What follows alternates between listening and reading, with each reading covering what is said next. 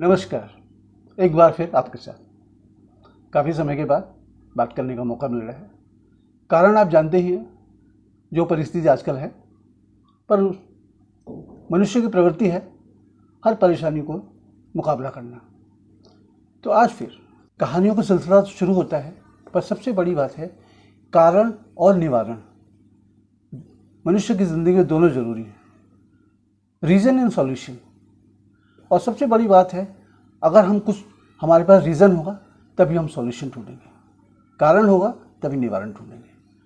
तो यही बात है कि अब बात शुरू करने से पहले अगर आपको ये वीडियो अच्छा लगे तो कृपया share, subscribe and bell icon दबाएं। इससे मेरा एक मॉरल सपोर्ट रहेगा, प्रोत्साहन मिलेगा। बात उस समय की है जब राम और रावण का युद्ध हो रहा था, तो समुद्र पर पुल बनाया जा रहा था और नल नील नामक दो बंदर थे जिनके हाथ से पत्थर डाले जा रहे थे और वो पत्थर डूबते नहीं थे। उनको आशीर्वाद था ऋषि का कि उनके हाथ से जो भी चीज़ों के पानी में नहीं डूबेगी। अचानक प्रभु श्री राम ने पत्थर लिया और पानी में डाला और पत्थर डूब गया। सबको आश्चर्य हुआ कि भगवान के हाथ से पत्थर टूट गया। पर सच्चाई है, अगर भगवान के हाथ से कोई चीज़ टूट जाती है तो वो डूबेगी। जब तक हमारे पास भगवान, उस समय भगवान श्री राम थे, आज के दौर में हमारा आत्मविश्वास, अगर हमारे पास आत्मविश्वास नहीं है तो हम कुछ नहीं कर पाएंगे। तो कहने का मतलब यही है कि अगर सेल्फ कॉन्फिडेंस है तो आप कुछ कर सकते हैं, कुछ करना भी चाहेंगे। अगर नहीं होगा तो आप कुछ भी सोच नहीं पाएंगे। करने की तो बात दूसरी है। जीवन में प्रोत्साहन बहुत जरूरी है। पहले खुद को प्रोत्साहित कीजिए, खुद को सपोर्ट कीजिए कि आई कैन डू, तभी आप दूसरे को बोल पाएंगे। और हर काम वक्त पे होना चाहिए।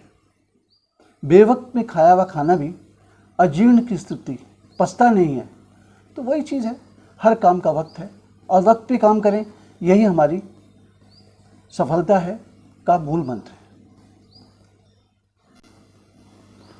Hard work, dedication, will power, ये तीन चीज़ें जीवन में बहुत ज़रूरी हैं। अगर तीन चीज़ें आपके पास हैं तो आपको ज़िंदगी में सफलता पाने से कोई नहीं रोक सकता।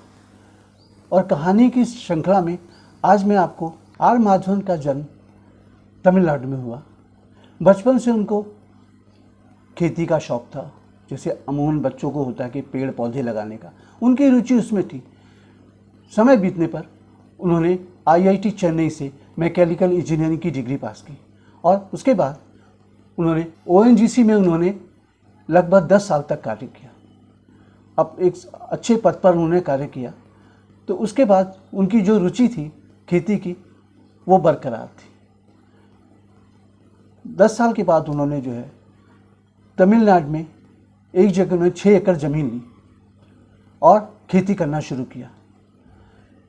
पहले साल करने के बाद उनकी ज़मीन में इतनी उपज नहीं हुई तो उनको काफ़ी निराशा हुई, क्योंकि बचपन से उनका ध्येय था खेती का। तो ये उनको थोड़ा अफसोसजनक भी था।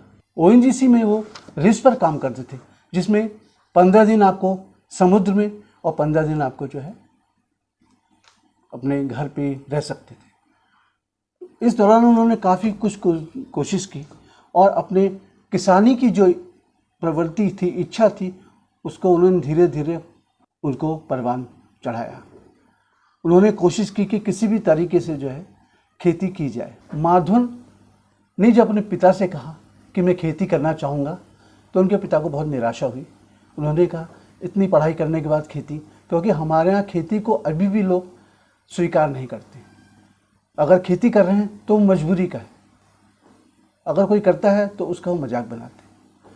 फिर भी इन्होंने तमिलनाडु में एक गांव में 6 एकड़ ज़मीन खरीदी और खेती करना शुरू किया।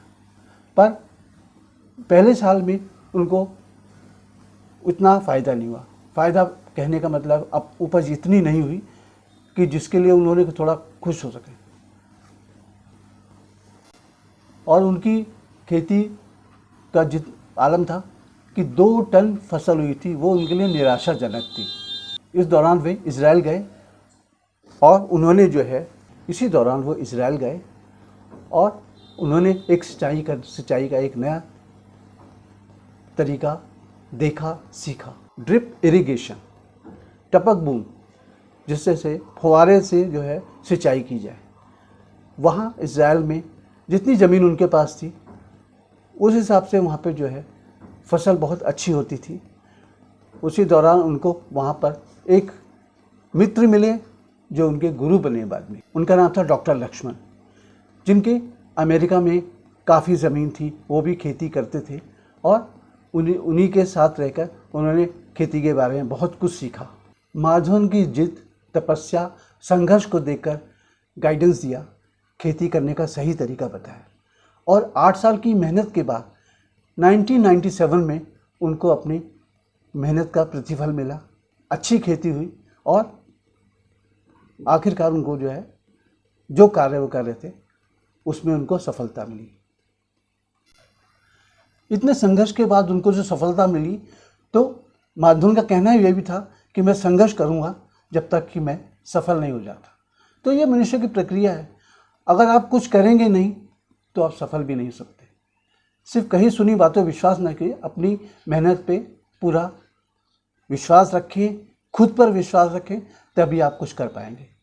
इसी दौरान उनको APJ अब्दुल कलाम जी से मिलने का सौभाग्य प्राप्त हुआ और उनसे मिलने के बाद उनको तो अच्छा लगा ही, पर कलाम साहब ने कहा कि माधवन, तुम जैसे अगर 10 लाख माधवन और होने चाहिए जो कि देश के भविष्य को बदल सकते हैं। तो यही चीज़ है कि आपकी प्रशंसा तभी होगी जब आप कुछ ऐसा करने लायक हों। आदमी को कुछ ना कुछ करते ही रहना चाहिए, क्योंकि करेंगे तो कुछ पाएंगे या खोएंगे। क्योंकि ऐसा है कि आप कुछ करते हैं, ज़रूरी नहीं आप कुछ मिले, पर आपको अनुभव ज़रूर मिलेगा। सफलता नहीं मिलेगी तो एक्सपीरियंस तो ज़रूर मिलेगा और वही जीवन में बहुत ज़रूरी है। इन्हीं बातों के साथ मिलते हैं अगली मुलाकात में।